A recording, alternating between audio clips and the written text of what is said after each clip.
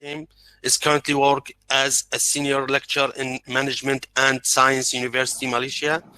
Her doctorate research was related to the virtual bank strategy.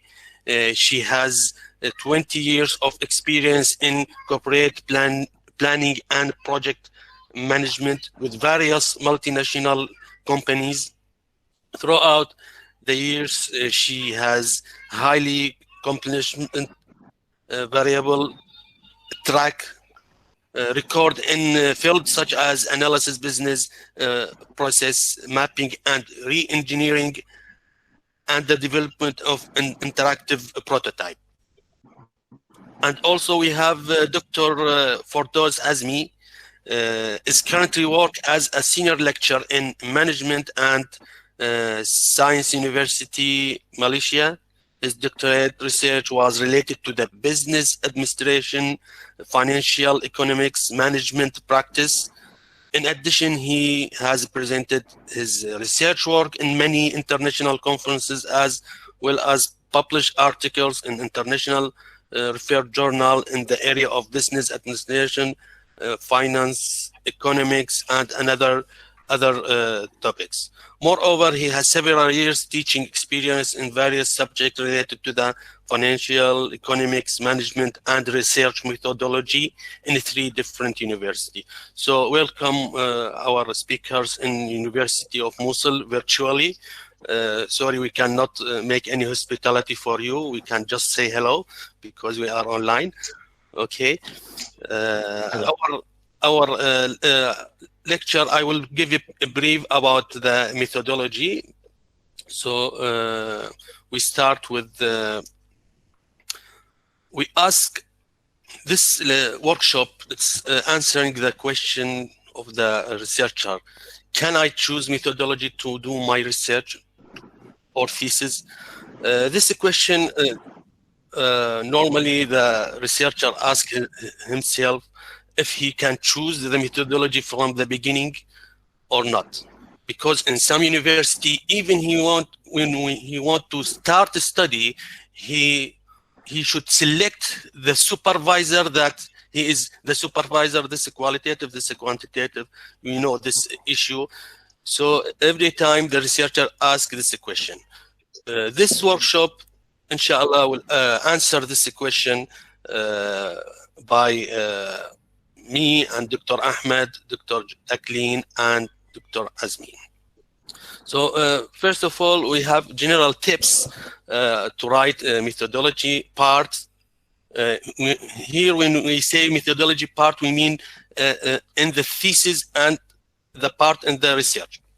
So first thing is you should identify the type of research.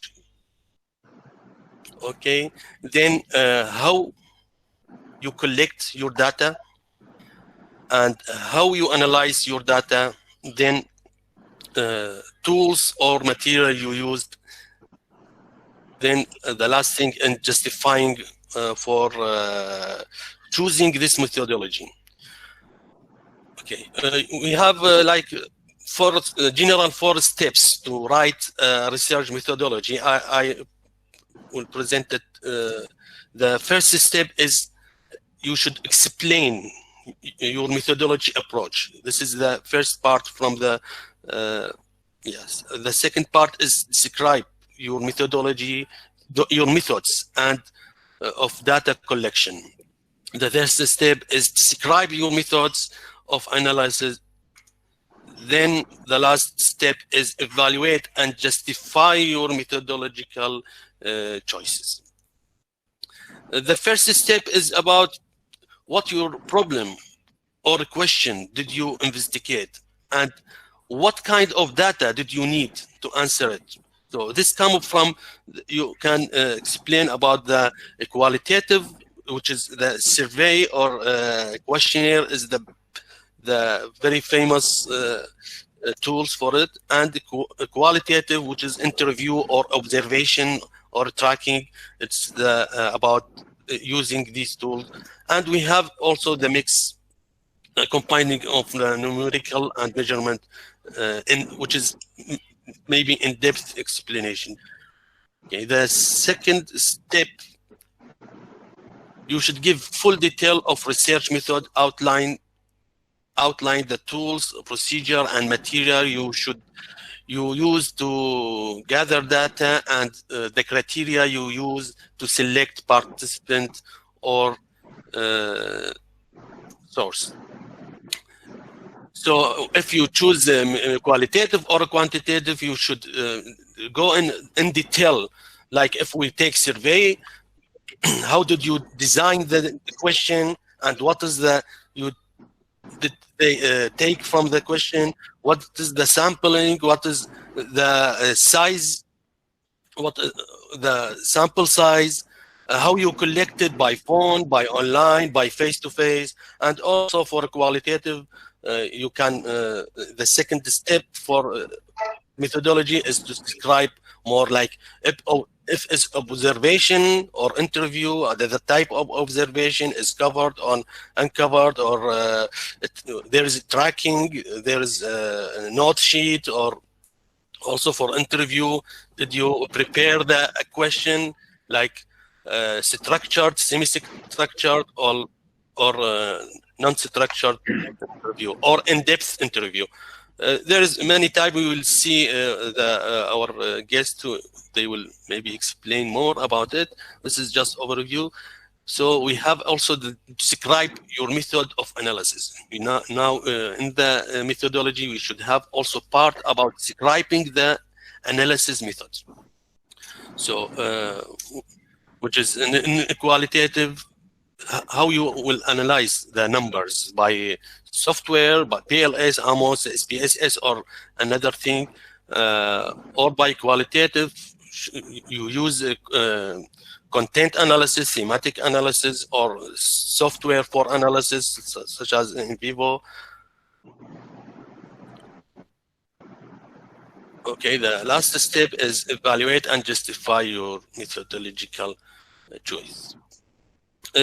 You should put part in the methodology to justify why you use this methodology. Actually, it's related to the research problem and the objective and research question or hypothesis. These three elements can identify your methodology.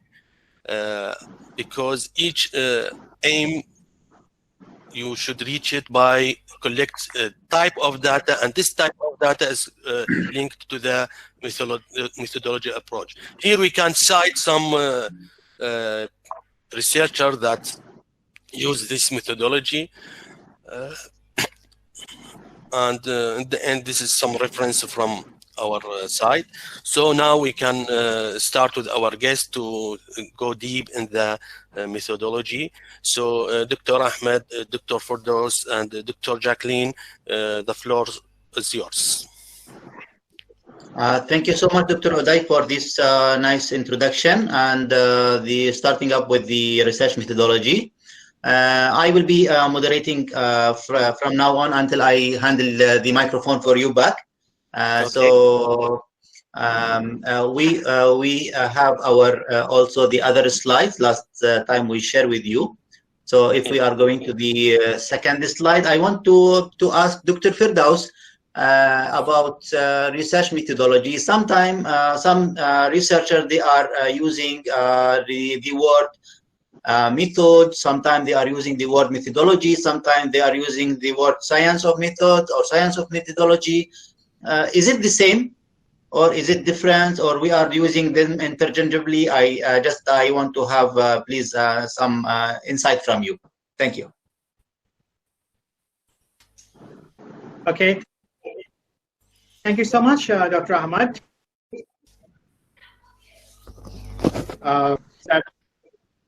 We got here whether method and methodology, they're the same thing. Many people, even many researchers, sometimes they get confused. They think like method and methodology are the same thing. Find it, they are not the same thing. If you refer to the slide here, ology refers the science of. That means the entire thing. Example, there are many things together. We claim this is methodology with ology, but method is a part of methodology. Example, these days, many people are affected by COVID-19, coronavirus disease. All right? So, if it is COVID, if we would like to check what happened actually, the entire thing, we have to follow the ology, this entire thing, the study of the science of. But method, which is antibiotic or whatever method is implementing to get rid of it, this is a method. So from here, we can understand method and methodology. They are not the same thing. But method is a part of methodology. Another example, say somebody is doing a research on survey. Okay? The survey is a method. But sampling, population, questionnaire, the entire thing, we call it methodology. So this is the main thing we should understand. They are not the same thing. So the researcher, some people, they say research method and research methodology entirely different. Again, this afternoon, before starting the presentation, Dr. O'Day was telling method and methodology, whether we can pick it up before starting the research. But in actual fact, we cannot say that. You know why? Suppose somebody has fallen down, his leg has been fractured, for example. Which method is going to check? They will go for X-ray, perhaps, right? Somebody has other issues too, like COVID issue. They're not going to do X-ray, but they are going to check blood, they are going to check the temperature. So without understanding the problem, actually, it is not the wise way to select methodology. So that's how we can understand method and methodology. They are different things. Method or methodology, when we can choose. Once the problem arises, then only we can know by moving which approach it will give us the, and that approach, entire approach, is the methodology.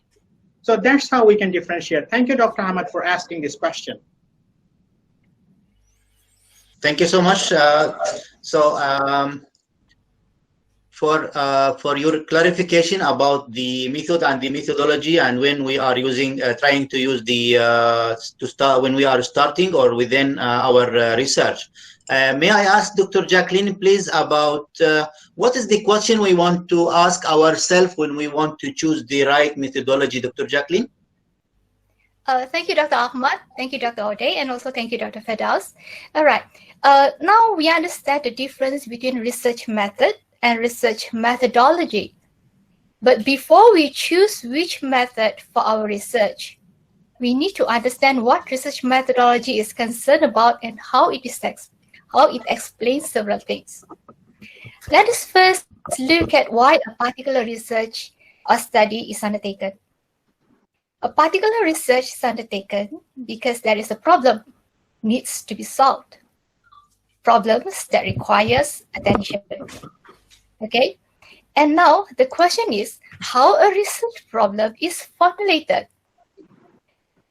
A research problem is formulated based on sources of ideas, example, everyday life practical issues, past research, theories, and we may also look at books, journals, electronic database, and perhaps through reliable internet sources. Once we have defined and specified the research problem, we can then have an idea and justify what type of data to be collected. Okay, now, and then identify which method is best to be used, either quantitative research, qualitative research, or even a mixed method research. Now, we have identified the problem, we know what type of data to be used, and what particular method is used. Then the next question is, why do we need to identify a particular technique of data analysis to be used in a study? Well, there are many statistical tools that we can use in our data analysis, and in each tool there are many analyses can be done, but having the understanding of what we have discussed earlier, as mentioned by Dr. O'Day and Dr. Firdaus, you will know which tools and which analysis is the best that suits your research. Okay, look at this example. There are many medicines out there, right? But for a specific diagnosis, doctors will prescribe a specific medication. That applies to data analysis as well. Thank you, Dr. Ahmad. Thank you so much, Dr. Jacqueline. Based on your explanation, we are understanding that we have to ask ourselves about the problem statement, about the type of the data we needed, then how we are using to collect the data, and what is the technique we want to use to analyze our data, right? So yes, based on this, I would like also to ask Dr. Firdaus about how the researcher can select and adapt this type of methodology. Dr. Firdaus? Okay, thank you so much, Dr. Ahmad, once again. Maybe we can refer to the slide number 4. Dr. O'Day, can you please help? Slide number 4. Next slide, please. Yeah. All right, so when this slide, just before that. Dr. O'Day, the slide before that. Yeah. Previous slide. That's right. Okay. So I'd like to keep this for understanding purpose. The title of the slide is how researcher can select and adapt the types of methodology, which is asked by Dr. Ahmad. Okay, if we take a look at this slide, we can find that any research, because we know that any research starts with a problem. So the first and foremost thing is to identify the problem correctly, which is called problem statement. Here we can see in the problem statement, formulate the problem formally, which is called problem genesis. And after that, we select some informal ways as well, but most importantly, we check whether this is an inductive research or deductive research. I think we know that which is inductive, what is deductive. Inductive means we are creating the theory from the observation, and deductive means we are testing the theory. Example, Albert Einstein. When first time he came with the formula or equation called E equals mc squared, which is called energy is equals to mass, m is mass, and c is the velocity of light. So this is kind of formulation, creating the theory or creating the formula. This is inductive research. But in business research, most of the cases, we do deductive research. We test the theory because we have theoretical development and everything. So we test the hypothesis to check whether theories and everything are correctly articulated. And it is related to the research phenomenon that we are trying to figure out. So here, after that, we go for strategy. What is the strategy? We can have opinion-based, other empirical, we can have many, by the way. You see, the entire thing is called methodology. It is not method yet, okay? After that, we check domain, whether it is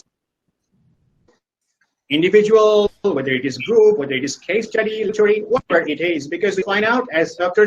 Jacqueline said, we need to find out whether it is in qualitative or quantitative research. After that, we formulate something formally, which is called techniques. Okay, so we can have like survey or Delphi. You see, these are methods. These are part of the entire thing called methodology. So that's how basically we can find out which approach we can move forward to solve the research problem. That's how we can formulate it, or a researcher can select what kind of pathway they should go to find out the solution of the problem, which is called research objects. So finally, I would like to say is to achieve research objectives, we need to find the right, which is ecology, how we can achieve the research objectives. Thank you, Dr. Ahmed. Thank you so much, Dr. Firdaus. Again, I want to move to Dr. Jacqueline and ask her, Dr. Jacqueline, so based on all of these problem, mode, and strategies, domains, formal, techniques, informal, so how we are using to choose our research methodology? Thank you, Doctor. Dr. O'Day, can you please help me to move to the next slide? Okay, yes, this slide. Thank you, Doctor. All right. We can look at three types of research method, which is quantitative research, qualitative research, or even a mixed method research. All right. Okay. Now, research methodology depends on the type of research, which can be quantitative research, qualitative research, and also mixed method research, as I have just mentioned. Okay. And then quantitative research is a systematic investigation of a phenomena by gathering quantifiable data, and after that, perform statistical or mathematical computation techniques on the data gathered, which normally consists of big data set. But before we are able to perform statistical techniques, we can collect information using sampling method, online surveys, or questionnaires, and these gathered data are then analyzed statistically to derive useful information for decision making. Now, let's look at qualitative research. Qualitative research focuses on obtaining data through open-ended and conversational communication, which is normally non-numerical. Okay, this method is not only about what people think, but also why they think so. For example, consider a convenience store looking for improving customer satisfaction, as an example. And the qualitative research method allows for an in-depth and further probing and questioning of respondents based on their responses, where the interviewer or the researcher always tries to understand the respondent's motivation and feelings. If a researcher is able to understand how his or her respondent takes a decision, this can help to derive conclusion in a qualitative research. Okay, for a qualitative research, information can derive from one-to-one interview, case study research, previous records, focus groups, ethnographic research, and also observation. Dr. Firdaus, would you like to explain about mixed method research? All right, thank you so much, Dr. Jack. I would like to take Dr. O'Day and Dr. Ahmad. If you agree, then I can move forward to the next slide. Thank you so much, Dr. Firdaus. Please go ahead, go on. Thank you, my dear. Okay, take a look at this slide. It's quite interesting, and we can see that something like graphical expression. The meat, they call it pure mix. By talking about mixed method research. Before saying so, it's now about 8 Malaysian time. So during iftar today, I was trying to take some. I was trying to be innovative. So what happened is, the tea and coffee I mixed together after iftar. By the way, those Iraq, I still not iftar yet. For this example. And after this, I was trying to find the taste, and I found it is more like coffee type. That means coffee is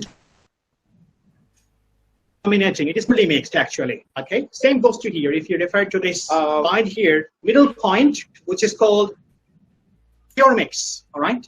Left hand side, we have Dr. O'Day. Can I see the slide, please? Dr. O'Day. Dr. O'Day, are you with me? Yes. Yeah. So left hand side, we can find that pure qualitative, and right hand side it is pure. It is not purely mixed. Like my coffee dominating over 10 coffee together. I tried to mix.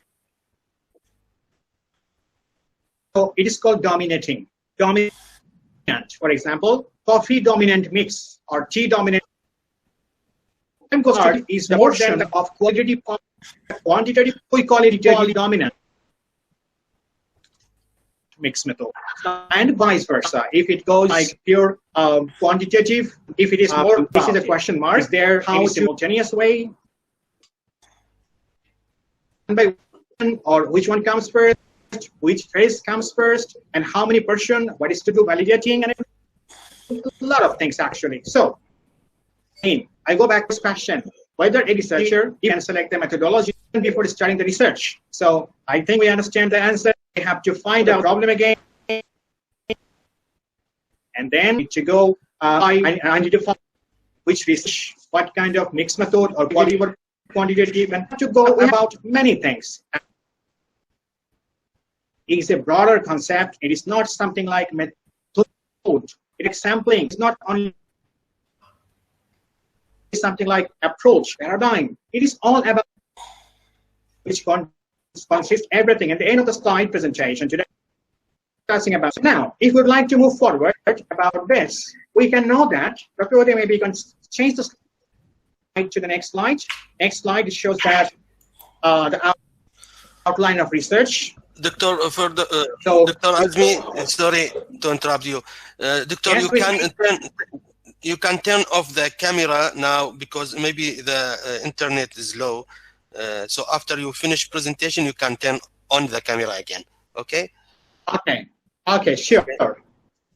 Because so, the sound is going and back, something like this. In the... can you hear me now? Yes. Okay, so I was talking about the mixed method actually, and how a researcher, that research approach and entire methodology if it is mixed method. Okay, so what we can do is we need to identify whether it is purely mixed or quantitative dominant or qualitative dominant mix. The researcher needs to identify first before moving forward, right? So many of us, we know that research methodology, this part is written in chapter 3, the entire chapter called research methodology. So maybe you can move it to the next slide, outline of the research, and we can see that chapter 3 talks about research methodology.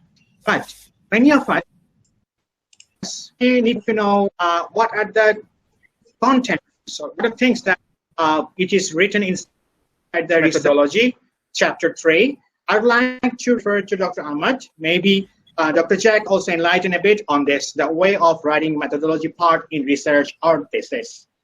Thank you so much. Thank you, Dr. Firdaus, for your explanation.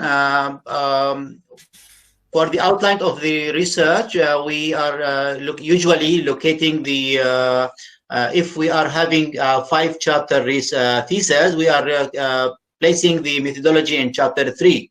Of course, we have the American way and the US way, but I'm sure in Iraq, similar to the Middle East and also Malaysia, we are using the UK style, while we are placing our research methodology in chapter 3. If we have chapter 2 alone about the literature review, some theses we have 2 chapters of literature review, so the research methodology will be in chapter 4.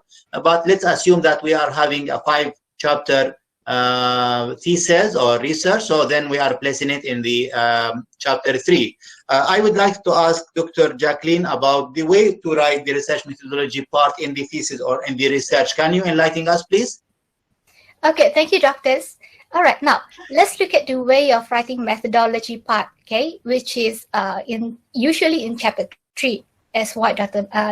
Ahmad has mentioned earlier. All right. Chapter 3, research methodology, will actually start with introduction, okay, which it will state approximately what will be discussed in chapter 3.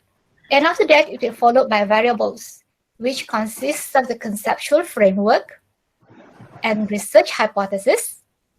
And after that will be the research design process, includes the approach, the paradigm, and the method, and also the justification of research method. Okay, but sometimes this can be optional. It depends on the university. And also the type of data. Okay, 3.4 will be the sampling design process. Okay, this includes the population, unit of analysis, the sampling design, sampling frame, the technique used, and justification for sampling technique. We will also look at the sample size. All right. Okay. The next slide, which is slide number 9. Okay. We will continue with the instrument development process. Okay. In this section, we will develop the instrument, and also we do a pre-test and item modification, and we check the reliability of the questionnaire. All right. And after that, the validity of the measurement scale, and also instrumentation of measurement items before we move on to data analysis process, which is the data collection, data coding, data analysis, statistical techniques of data analysis, and also justification for statistical techniques. And finally, the ethical consideration. And after that, we will move on to findings for the pilot study. Okay, which in this section, the most important thing is that we need to look at the reliability of the measurement before we move on to chapter summary. Thank you, Doctor. Thank you so much, Jacqueline. Dr. Ahmed, I would like to add on something here. Yeah, please. Okay. Dr. Jacqueline has explained it very nicely at how a chapter 3 or our chapter 3 should be written.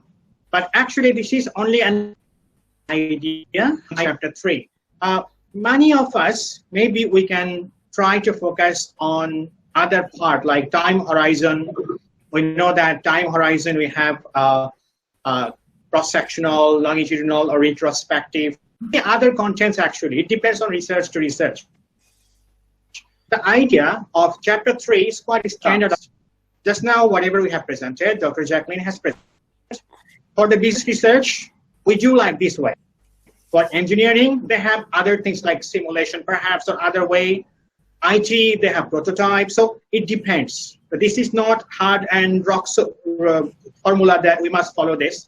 But this is a guideline which can help us to understand how this research methodology part can be written without leaving any important information. So thank you, Dr. Ahmed, and thank you, Dr. Jack, by the way.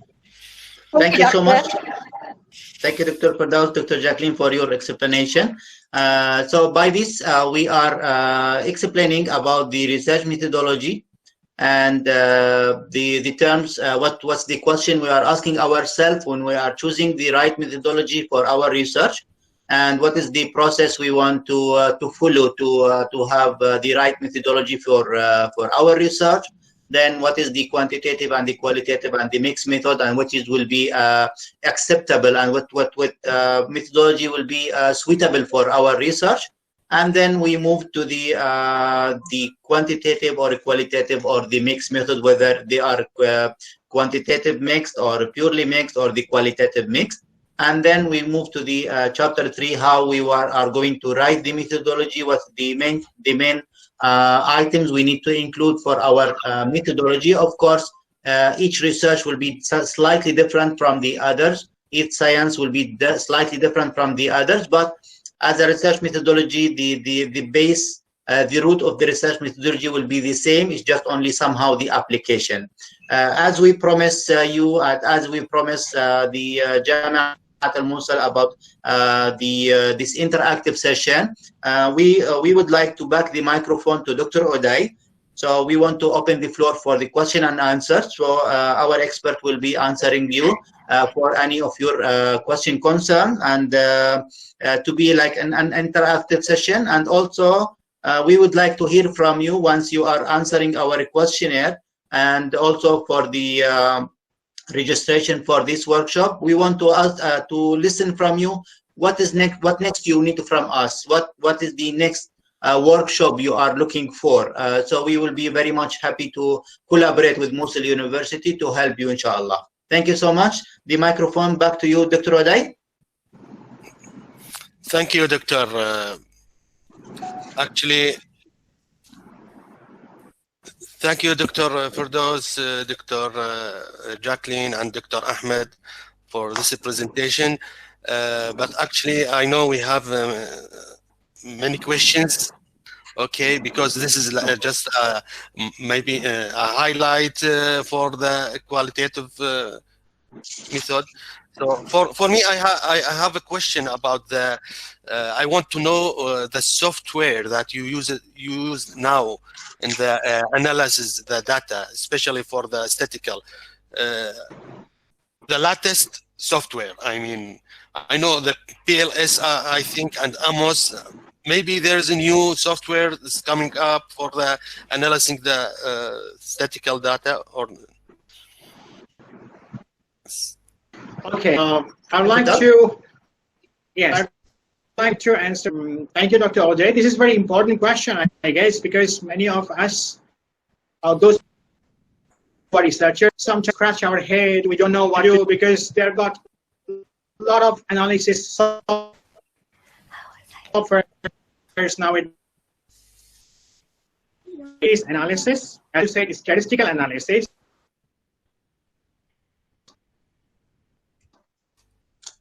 Usually, we have two types of statistics that we present in our thesis. The first part is called descriptive statistics, and the second part is called inferential statistics. Usually, in our chapter 4, which is analysis or statistical part, as you mentioned, so I'm focusing only on statistical or quantitative research. Usually, chapter 3 got 3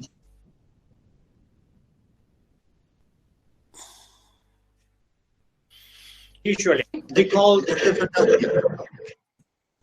okay. First of all, can you hear me? Sorry for without camera we can hear better. Yeah. Okay, I see. So I think it's better if without camera. Okay, first of all, there are 3 important parts in chapter 4, which is analysis part. Multivariate analysis, we call it by statistical, like descriptive and inferential. We know that SPS is a very famous software nowadays. Not nowadays, this is very old software. This SPSS software, they can do both sides, descriptive and inferential statistics so nicely. So many people, they rely on this, but sometimes, researchers, they look forward for a better method, a better approach of conducting a statistical tool. They use smart PLS, for example. They use Amos, for example. They use R software. This is very famous nowadays.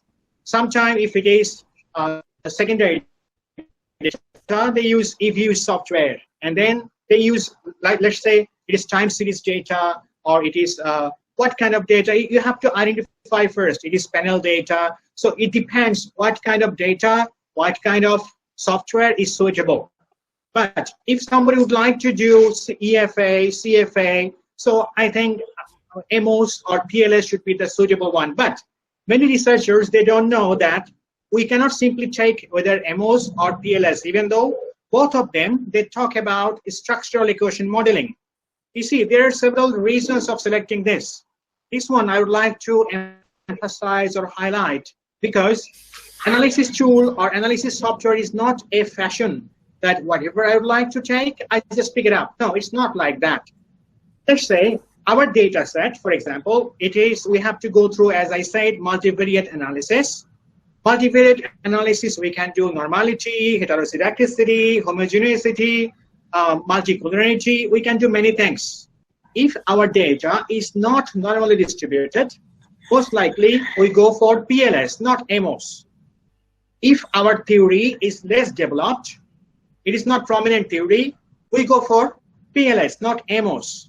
But if somebody talks about customer satisfaction, service quality, these are very prominent theories. So we have to pick Amos software. Nowadays, marketing research also, they are using R software. So it depends on, efficiency. What kind of software will give us more efficiency to find out how we can achieve the research objectives. So this is the understanding. Even in Malaysia now, many people, they're using PLS, using Amos, and they feel like if they use Amos or PLS, they are high class than those who are using SPSS. But in actual fact, it is not like that. Examiner, they look from different perspective. How efficiently a researcher has achieved the research objectives, and that's it. Thank you so much, Doctor. Okay, doctor, thank you. That's mean the who use the PLS or AMOS or Smart PLS or SPSS is give the same results? No, Or we can- not really. You see, we have to understand the software first. Example, SPSS is a standalone software. It can do by himself, by itself. But PLS or MOS, these softwares, they are not standalone software. They have to depend on SPSS first, because they take the data set using SAV file, which is called SPSS file. So PLS, MOS, they give you structural equation modeling. Together, they can give you your framework. Together, we can find out regression weight value. We can find out a factor loading value separately, even each different item.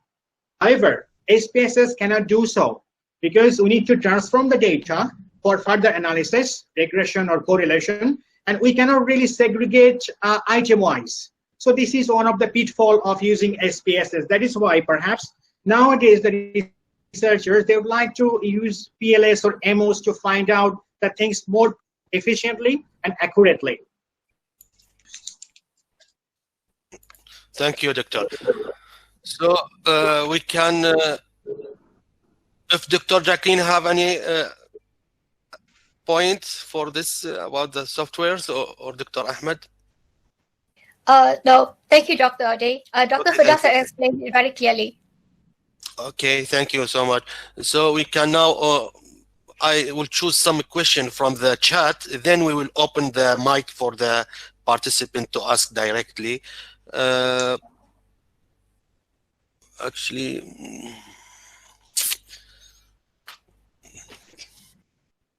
most of them, they want to ask directly to to you. Okay. Okay, there is a question about the pilot study. This should be in the before the research start, like test the research, or this is inside the methodology, should be inside the methodology. Maybe they confuse the participant about the pilot study. For the pilot study, after the researcher will complete his three first chapter, which we are talking about the research chapter 1 about the research proposal, the literature review, and the research methodology. Then he will go for, usually we are going for the proposal defense. After we are finalizing the proposal defense and the correction, we are going to have our research questionnaire or survey, or what is the method we are using in our thesis to collect the data. But to check if whether this questionnaire is reliable or not, we have to go for the pilot study. That's why we are collecting usually 30 to 50 questionnaire, and then we are analyzing them to check the reliability test, whether if the Crumba alpha for these items in the research, in the survey or the questionnaire, reach the 70% minimum of the reliability, then we can consider that this questionnaire is reliable, and then we can collect the full set of data we need to satisfy our research. But if there is any kind of construct having less than 70%, then we want to check with which item, which drag this scale down. Maybe we can delete or modify this question, then we can go for the real data collection. Dr. Jacqueline, do you have any other insight about the pilot test? All right. Usually when we do a pilot test, we will, the items will be by construct. Okay, so it is easier to actually analyze the data when we do a reliability test. Okay, so we will look at by construct itself if the reliability or the Crumba alpha is 0.7 and above. Okay, And after that, we will look at the overall reliability, means all the items add up together. All right, we look at the reliability if it is 0.7 and above. So, Doctor. Actually, I'd like to add on something. It is very nicely explained by Dr. Ahmad and Dr. Jacqueline. So I think it is quite clear right now that what is called pilot test.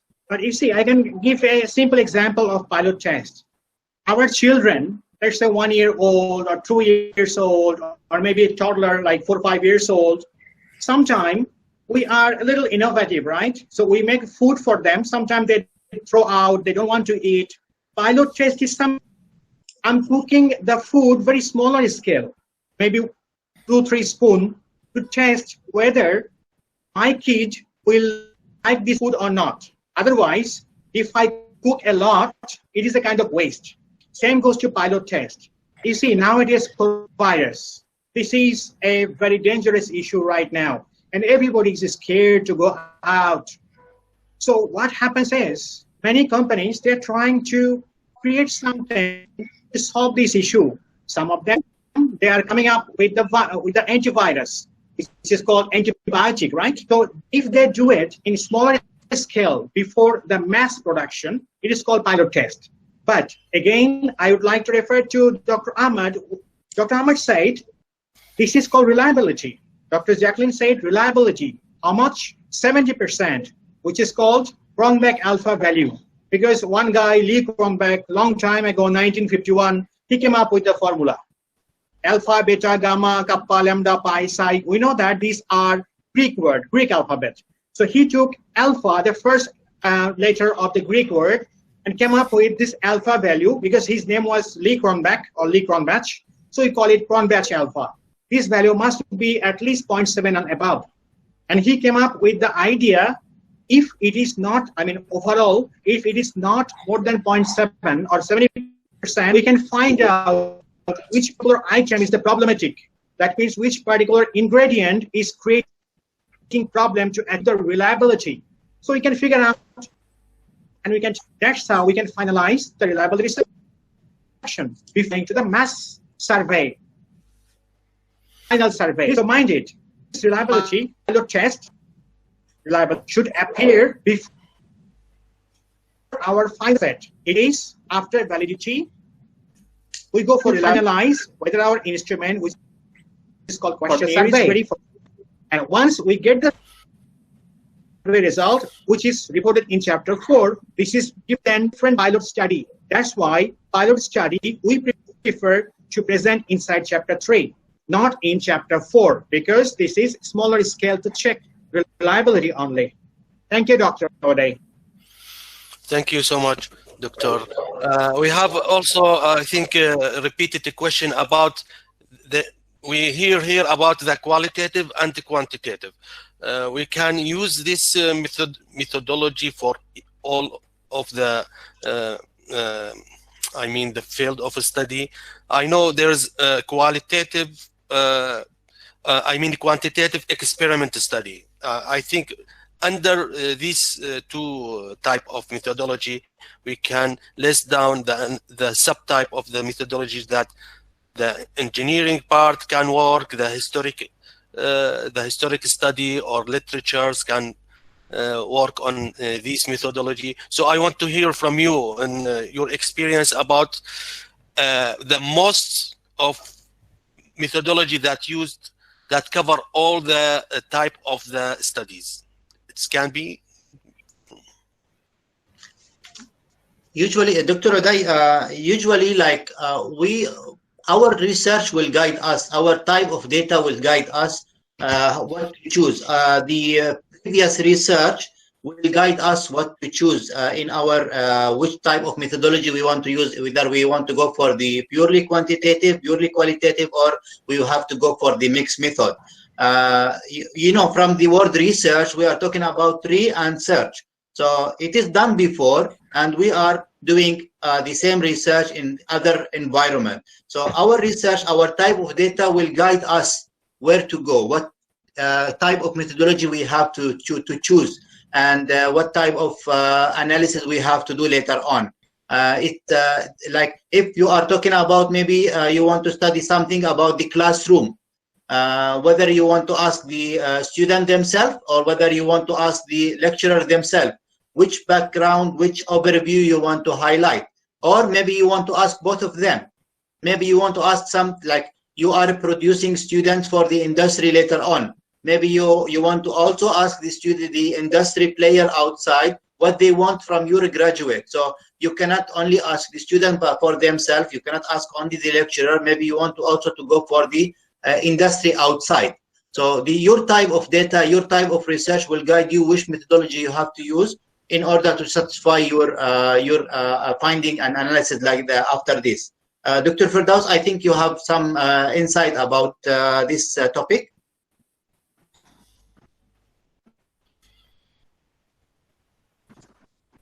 Dr. Firdaus? Yes, you're right. So I think it is quite nicely explained already. So we understand very clearly.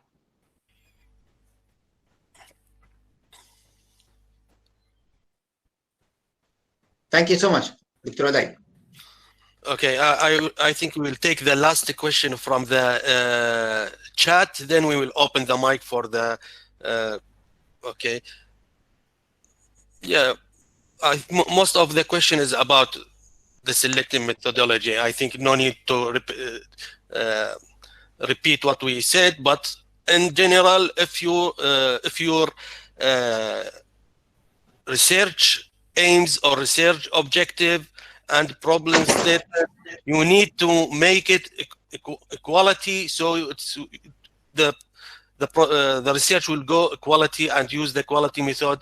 And if your data, your target data is quantitative, or the objective, your objective can solve by collecting statistical data, so that means you will go quantitative.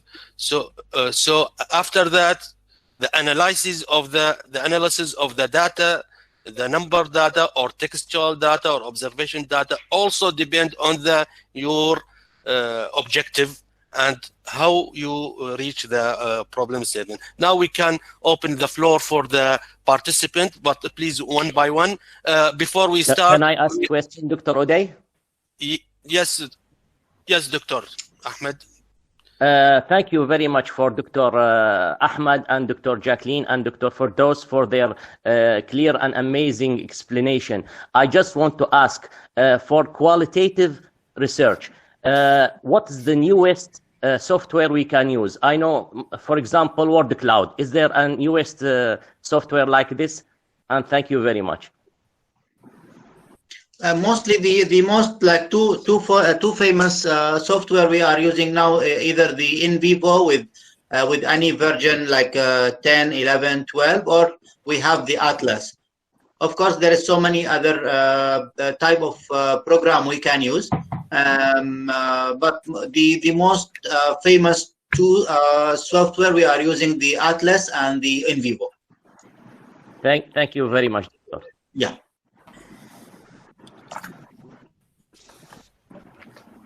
Another question if we have from the participant, please.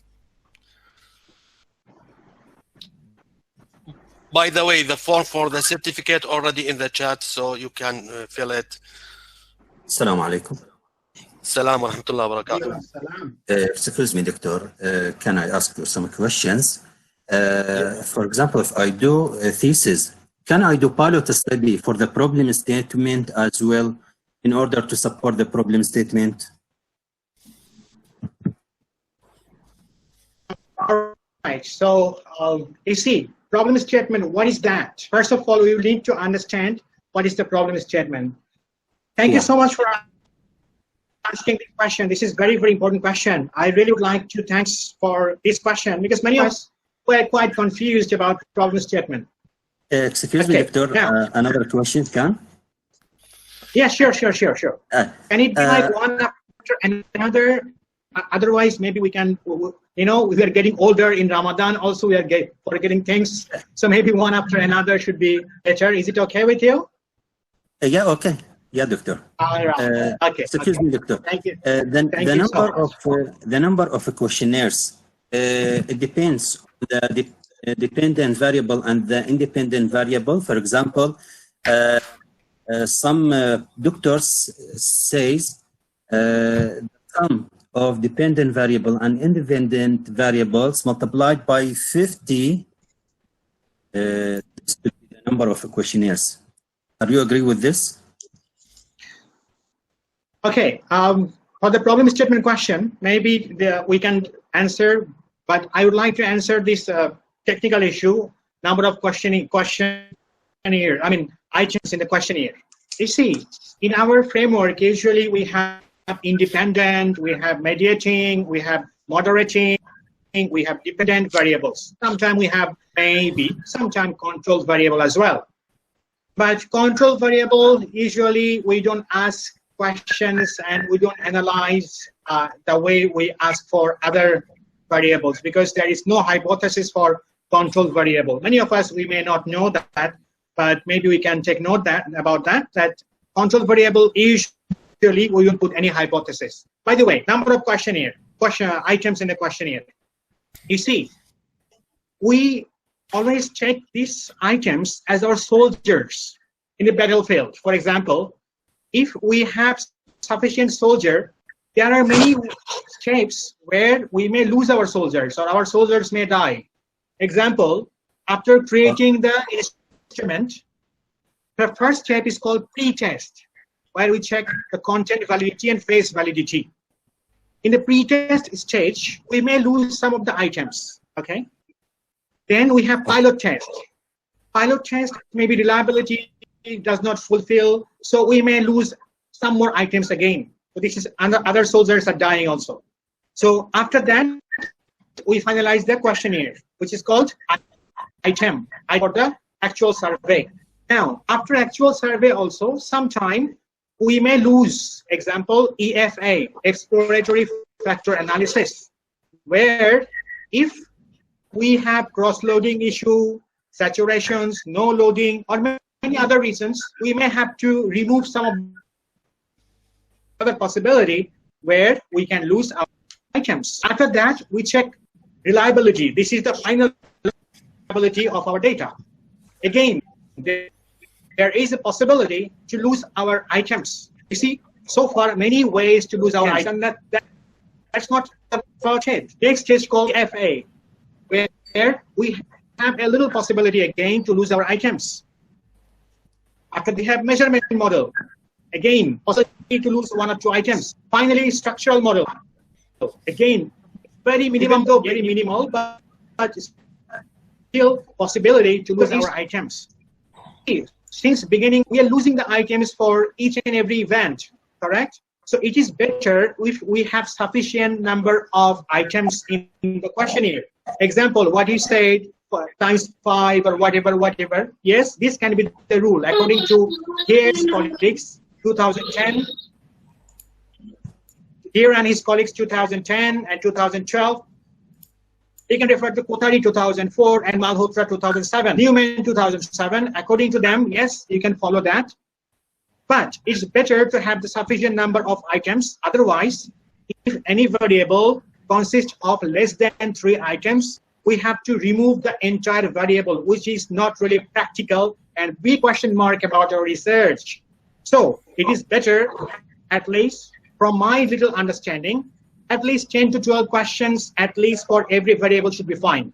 So this is your, I think it fulfills your answer. The problem statement part, I would like to refer to Dr. Jacqueline that whether pilot test can be done before problem statement, but make sure that problem statement and pilot test two different things. So Dr. Jack, please. Okay. Problem statement is different from pilot study, all right? And before we can do a pilot study, we need to identify what is the problem first, okay? And once we have identified the problem, it is only then we can do the pilot study, all right? Because pilot study is actually when we have established the question items for each construct, all right? And we establish our construct once we identify the problem and the gaps in the study. Would you like to add anything, Doctor? Thank you so much. Dr. Ahmed, anything you'd like to add on? Thank you so much for, as Dr. Jacqueline, Dr. Firdaus mentioned, and the introduction by Dr. Uday. Usually, like the problem statement, we're starting to work with our problem statement at the very much early stage from our research, where we want to search what is the gaps, what's the issues we want to conduct our research. Because as we know, like the heart of our research is our problem statement, because if there is no problem, then there is no need to conduct all our research. If there is no problem, so if I am not sick, why I want to go to visit the doctor? So if I have the problem statement, then I can do my construct, do my questionnaire, and then after that I can do the pilot test. But I cannot do the pilot test because before I conduct my research problem and know what is the gaps from the previous literature, from previous updated literature, what is the gaps, what's the problems, then I can go for my pilot test and collect my data to analyze and find the solution for my pilot test. Dr. Uday?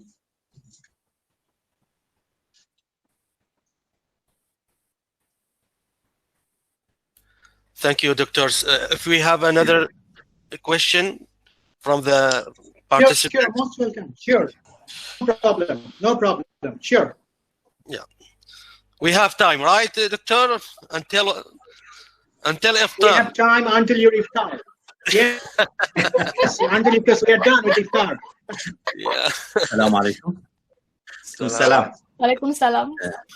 Excuse me, can I get the emails of Dr. Firdaus, Dr. Jacqueline, Dr. Ahmed, and Dr. Uday, please, for any inquiries, please?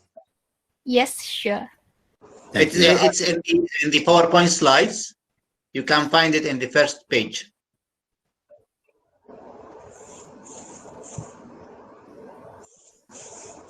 Dr. Uday?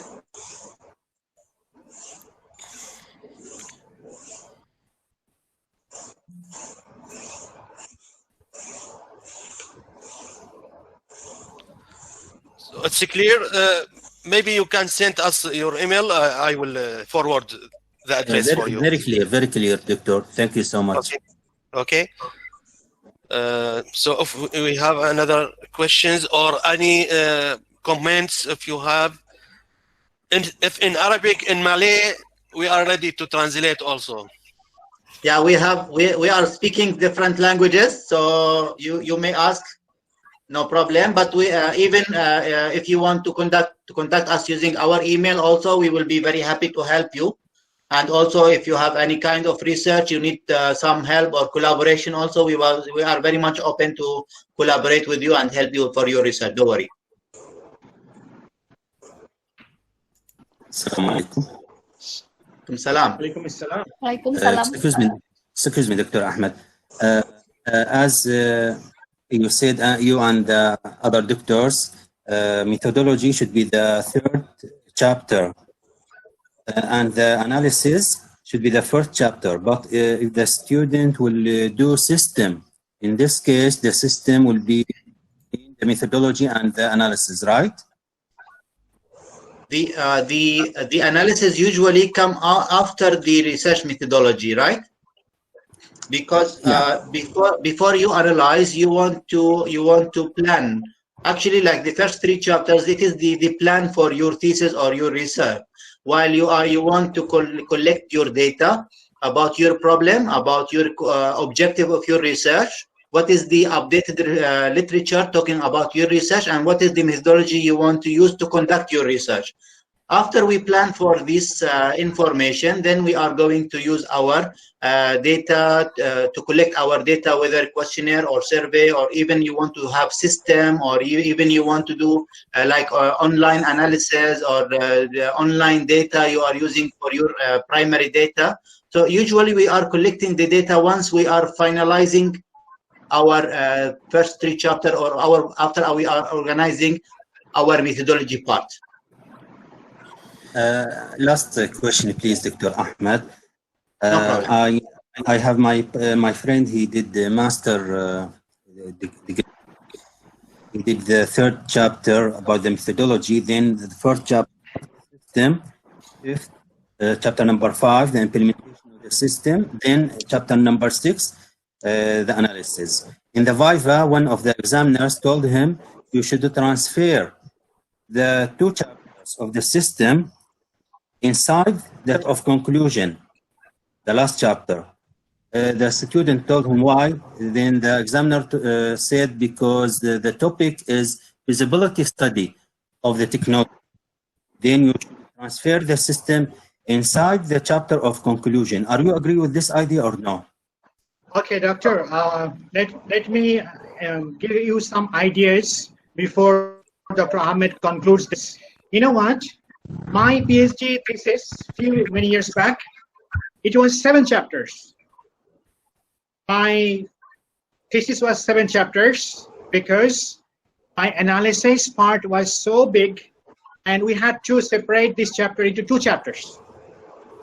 And also the literature review chapter, empirical review and theoretical review, it was very thick. So I had to separate into 2 chapters. Actually, there is no heart and soul rule that you have to have only 5 chapters. No, it's not like that.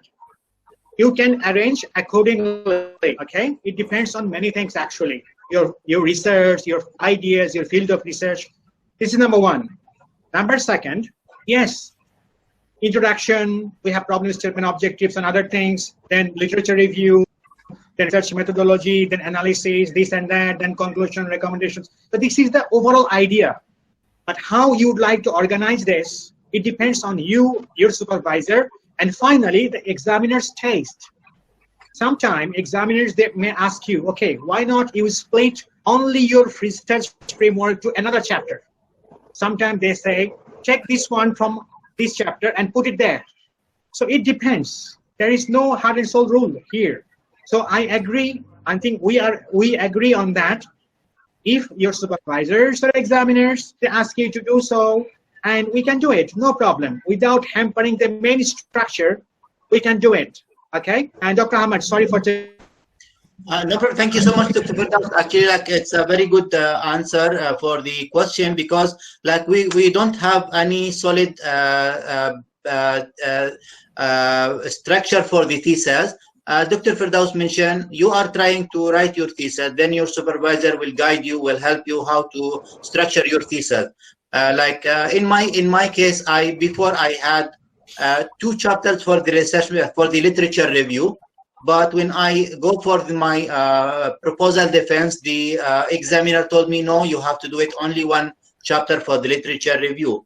I was doing qualitative, then my qualitative chapter was very thick, but then they asked me to split for 2 chapters. Then in my Viva, the examiner told me, no, you have to do it only in 1 chapter. For the qualitative research, is like different than the quantitative research. Sometimes the framework not that much may be important, same like the quantitative. But in my Viva, one of the examiner told me, no, you must have a solid framework. Although I am doing qualitative, and although the emergency planning not that much structure even in the Middle East or the Southeast Asia, but of course I have to follow my supervisor and I have to follow the examiner. So it's like their taste. When you are going to the restaurant, the waiter will give you your plate, your main dish or whatever. So maybe you need more salt, maybe you need more pepper, maybe you need the meat well done or whatever. So it will become as a taste, but the basement will be the same. So that's why you like no need to follow a very solid structure that, okay, I have to have only 5 chapters. Some thesis is like 5 or 6, like some thesis about the law. My friend in the law, his thesis around 9 chapters. It depends on how the structure of your thesis and how the taste of your supervisor and examiners. I hope I answer my question. We answer your question. Back to you, Dr. Oday. Thank you, Doctor.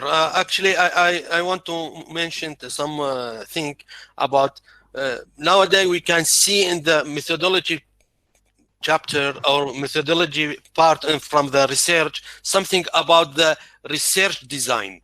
What is the difference? Maybe the participant want to know what is the difference between the research design is the research design including the methodology and method and technique of analysis and presenting the result, or you can, if you have explained for this? Okay, all right. Dr. O'Day, thanks for asking this question. You see here, in chapter 4, usually there are several parts, and they got some sub part of it. Okay, so here, if you check, if you refer to the slide that we have presented just now, you find it. There are 4 different processes. Okay, so first process, we call it research design process, is check 3.3, number 3.3. Research design process. This is your question. I'll come back to your question. Before that, you see we have 3.4, another process, another design process, sampling design process. Okay. Now, if you refer to the next slide, we have 3.5, which is called the first one, 5. Instrument development process, another process. And finally, we have data analysis process, which is called 3.6. Okay, come back to this, 3.3, research design process. This is the question that we got.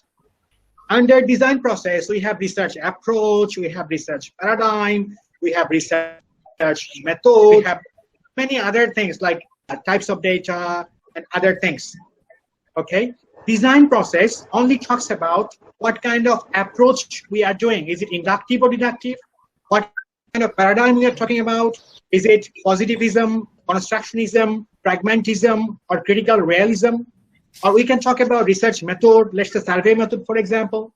We can talk about the types of data, let's say primary data or secondary data or tertiary data. So design process refers to these certain things, which is a part of methodology. But methodology is entire thing, ology, as we started today. So yes, design process is a part of it, but methodology is bigger of that design process. Okay, so again I repeat, the entire thing, methodology, part of it, research design process, other processes, or even micro level got approach, paradigm, and other things. Thank you, Dr. O'Day. Thank you, Doctor. So if we have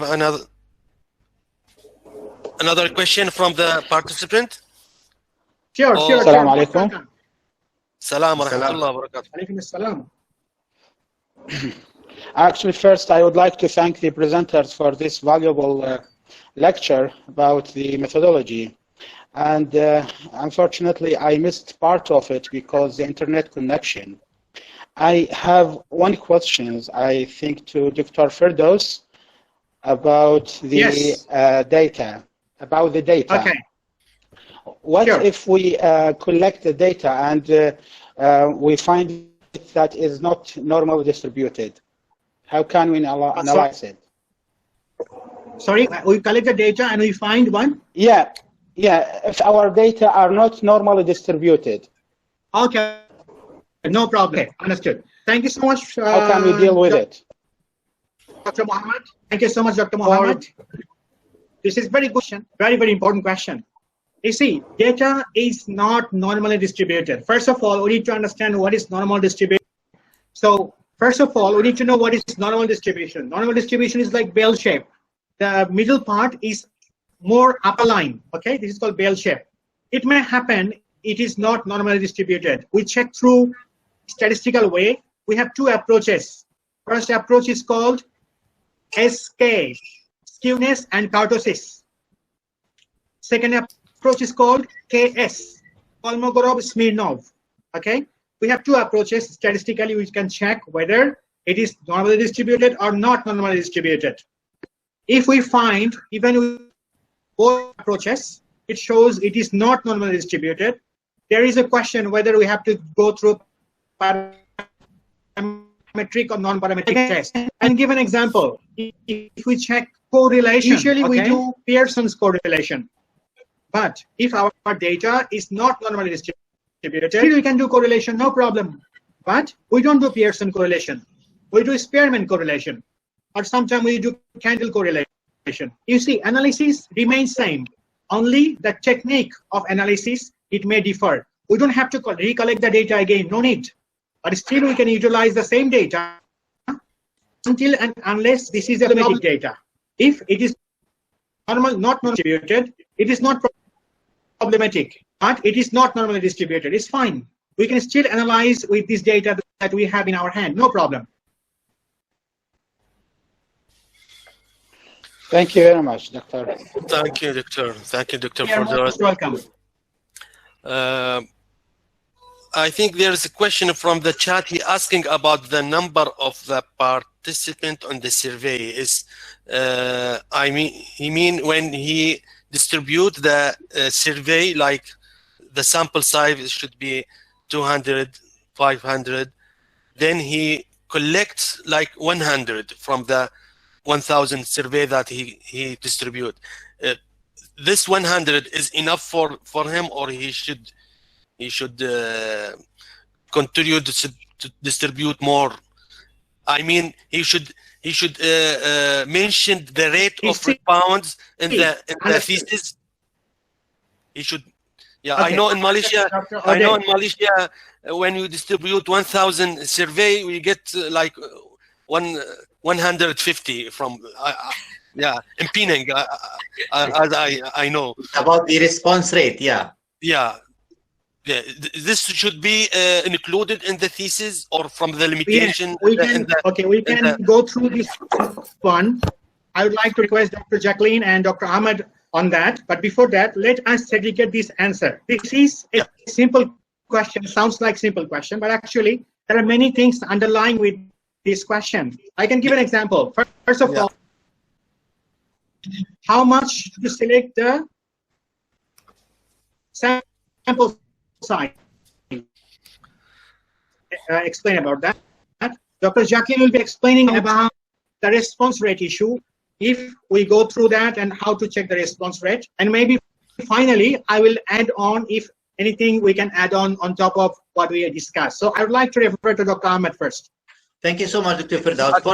For the question from the participant, first he wants to know what is his population.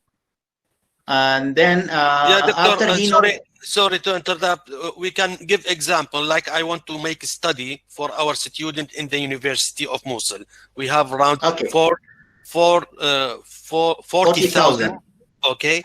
So the sample size. I think there is a question for this to select the sampling, but the acceptable numbers of the respond that make my study is valuable and acceptable. Okay, actually, there is so many ways to know.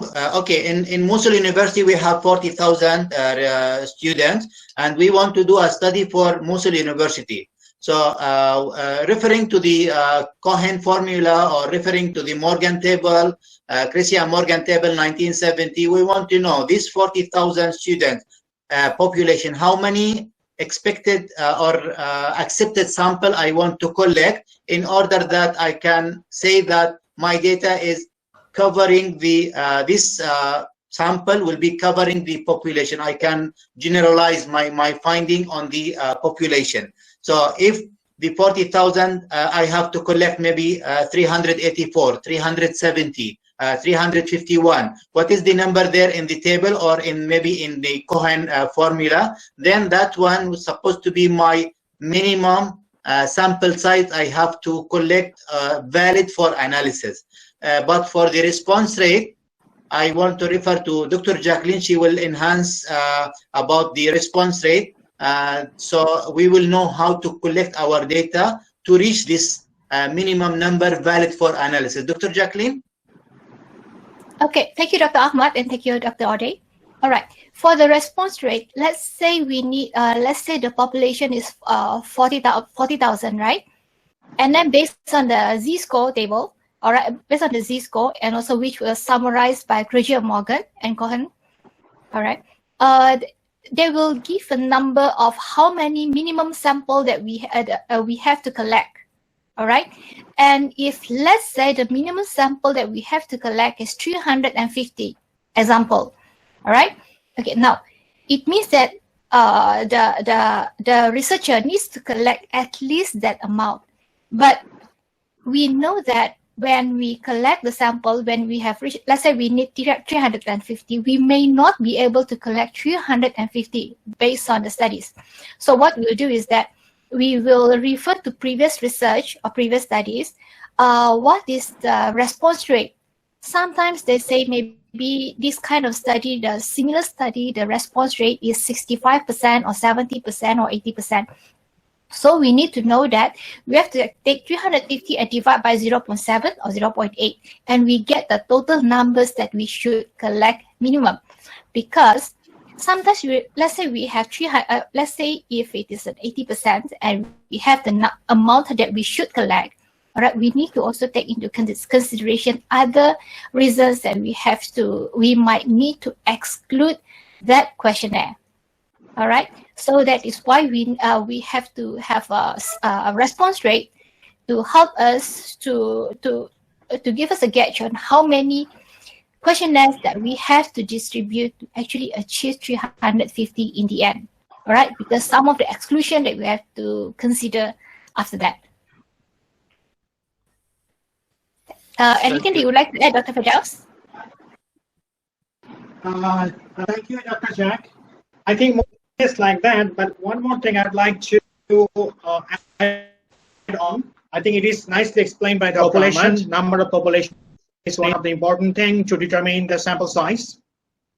What if we don't know the population size? Sometimes some researchers, maybe we don't know what is the population size. Here there is a nice thing. Maybe we can take note about that.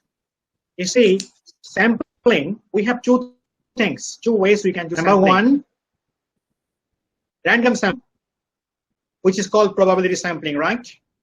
And another thing, we call it non-probability sampling, non-random sampling. Example, convenience sampling, another thing. So in this case, if we know the number of population, that means population size is known, that means we can determine the sampling frame, so we can go for probability sampling. Probability sampling, we can do, as Dr. Ahmed said, Cohen's table or Gracie-Morgan table or second and bogey or bogey second, or maybe other formula like Slovane's formula sometimes, Z-score test, T-test table. So we can determine this. And nowadays it is very easy, just online. The formula is given. We have to just put down the let's say number of population, response, and other things. So other information will give you like I, those kind of things, those who know about statistics. We can know actually how much should be the sufficient number of sample size, okay? But most importantly, I would like to highlight once again, if sample is representative in our entire population, we can say, yes, the sample size is fine. Sample size is correct. Again, I repeat, if the sample size is representative enough for the entire population, okay? Now, 300, 400 doesn't matter as far as it is justified. Secondly, as Dr. Jacqueline also nicely, very nicely and precisely explained about the response rate issue from previous researchers and everything, we can refer to those research and then we can find out how much is the samples, response rate, and we can calculate this is much amount of questionnaire I need to go for the survey. But again, sometime it may, because human, it is not machine. Respondents we predict only, but we cannot get the accurate thing. If it's more than the expected rate, we will check everything. But if it is less than the expected rate, we have to go for the second time survey. All right? But make sure that whatever we do, it is justified from the sample size perspective. It is justified practically and statistically. Again, I repeat, it is justified practically and statistically. As far as we have the justification, it is fine. Thanks, Dr. Ade. Now, by using the technology and collecting data by the online survey, is the population different? I mean, the sample size? Because now, if I want to make a research about the teacher in the schools, in the primary schools, so now I can separate the link for the survey, okay, and collect data from all over the world and make my paper or my thesis is more variable. Okay, so there's any restrict for using online survey or for validating this type of collecting data instead the normal one, the printed one, and distribute, and then after time you collect? Okay, very good I don't question. know This is very good question, Dr. O'Day. Thank you. So, okay, first of all, if it is online survey, sometime, you know, the major pitfall of this, or remedies of this online survey is, you cannot really estimate the population, whether it is going towards the right population or target population, because population also, we can actually segregate in terms of few things. Example, the study population, then we go for target population, then we go for survey population. And we conduct our survey population. Online, only one remedy, I would say that we cannot really estimate, or we cannot really frame it as our actual survey population, because it goes anywhere. This is number one. Number second, it is not that more population we have or diversified population we have from different part of the world, it is better. It is not like that. I can give an example. Yes, salt is needed for the curry. Sugar is needed for any drink. What if you put more than they expected? Definitely, we cannot drink that. We cannot eat that. And the taste, everything will go haywire, right? Why? Because it is not sufficient. Sufficient can be less than in both sides. So there is no understanding like this that if I can go every part of the world, it will be much better. It's not like that. And Dr. Ahmed can enlighten on this more, how we can justify. It is not about online. It is not about hand to hand. Yes, we can use technology, which is much more easier. But we need to know how we are connected to the right people. Dr. Ahmed, please. Thank you so much, Dr. Firdaus. Dr. O'Day. Actually, yes, we can use the online. Actually, like in this COVID-19 issue, and nobody can move. So we always advise our students to go for online survey collection. But as Dr. Firdaus mentioned also, because we have to check whether we are distributing the questionnaire directly to our respondent, our survey population, or maybe anyone can answer our questionnaire. To go for worldwide, even like if you are going to do your research, usually we have a very wide expression for our supervisor. Oh, I want to study all Iraq. I want to study all the Middle East. But my supervisor will tell me that your scope is very much wide. You need to go deeper and deeper, closer and closer to, you want to tell me who is your respondent, who is your population. Okay, I want to study Mosul University students. Then I have to make sure that I try to reach only the Mosul University student who can answer my questionnaire. So maybe the first question in my questionnaire, maybe I can ask them, are you Mosul University student? Yes or no. If he told me no, then the questionnaire will stop there. If he told me yes, then the questionnaire will open. Or maybe I can use maybe their university ID number, or maybe their university email.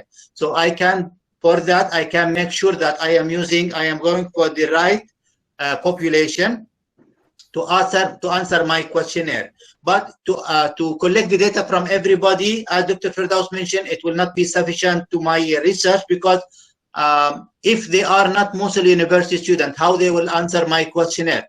How they will answer my question? How they will know the system in the Mosul University? How they will know how the lecture they are doing? So they will give me wrong answers. So this wrong answer will affect my analysis later on, and of course it will affect my conclusion and recommendation. So I invited Dr.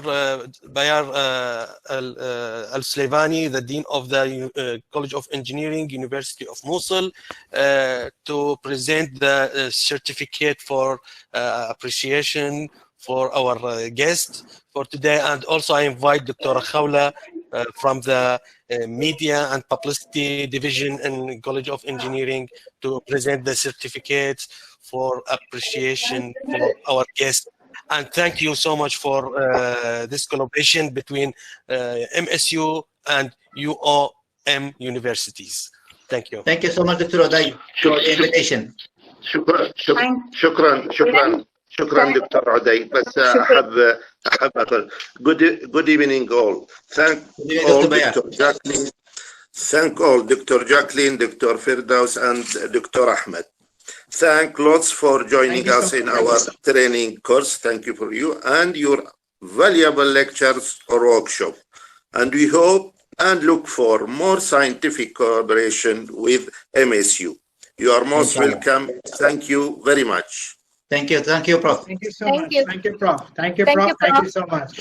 Thank you so much. Thank you so much for inviting us. Thank you. Inshallah, we are looking for more collaboration with Mosul University. Inshallah, we hope that. Inshallah, yes, great pleasure. We will be more than happy. We'll be more than happy to enlighten on MOs or PLS or technique. I think Dr. Jacqueline, Dr. Ahmed, and this one also. We can do it. Inshallah, no problem. Inshallah. Inshallah. Dr. Khawla with us to present the. Or. Yes. It's okay. Yeah. This is all the certificate for Dr. Jacqueline. Okay, so our dean and Dr. Khawla, she present for you. So you cannot collect it from the TV, from the screen now. So we can just take photo with your certificate. I would say technology. Okay. So and we have another certificate for Dr. Firdaus. Inshallah, we will send it for you. Inshallah. Thank you so much, Doctor. Thank you so much. We are very much delighted to get the opportunity to have a presentation. And really, it was a very nice time. We really enjoyed the time, enjoyed this evening here, right after the iftar. And I know that iftar time is not there yet. But honestly, I really enjoyed the session a lot. Alhamdulillah, thank you so much. Thank you so much. Thank you so much, Dr. Uday, for the invitation, and we hope that it will be a starting collaboration between us and MOU.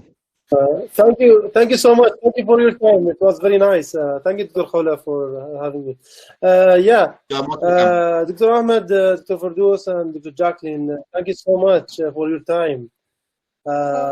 You're most welcome. We hope, as Dr. Bas said, we hope we have more collaboration in the future. This is the first one, but inshallah. We start up, Inshallah. Thank you so much. Thank you. Thank you so much for your hospitality. Thank you so much. Dr. Ahmed. Okay. Thank you, Dr. Thanks for your collaboration. I think it's a good idea. It's a good idea to have like this experience with some Malaysian people or some Malaysian researchers. So I am very happy today. So I feel that I am in Malaysia. You are most welcome to come back to Ahmad. Well, I miss so much. Yeah. Okay. Terima kasih. You are most welcome. Nice to meet you. Sama-sama.